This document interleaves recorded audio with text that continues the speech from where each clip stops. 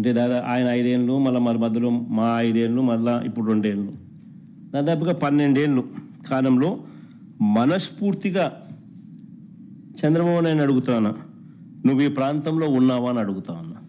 మనస్ఫూర్తిగా ఇక్కడ కాపురం పెట్టావా అని అడుగుతా ఉన్నా. ఇప్పటికీ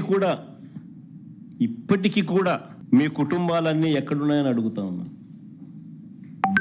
2019 వరకు హైదరాబాదుకు షటిల్ సర్వీస్, 2019 వరకు కూడా ఒక పక్క ఆయన ముఖ్యమంత్రిగా ఉంటూ మరోవైపున హైదరాబాదుకు షటిల్ సర్వీస్. ప్రతిపక్ష నాయకుడిగా ఎన్నికల వరకు వీళ్ళ అడ్రస్ అంతా హైదరాబాదే. ఇప్పుడు కూడా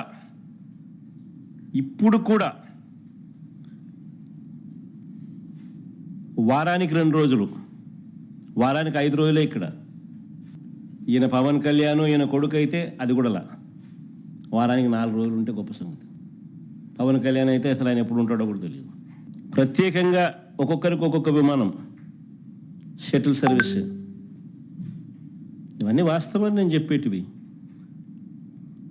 ఏదైనా కానీ దుమ్మెత్తిపోయాలా అసెంబ్లీ అన్నది, అసెంబ్లీలో దుమ్మెత్తిపోయాలి అనే ఒక ఆరాటంతో మమ్మల్ని తిడతారు తప్ప, మేము అడిగే ప్రతి ప్రశ్న వాస్తవంగా లోతైన ప్రశ్నలు, ప్రతి ఒక్కరూ ఆలోచన చేయదగ్గ ప్రశ్నలు.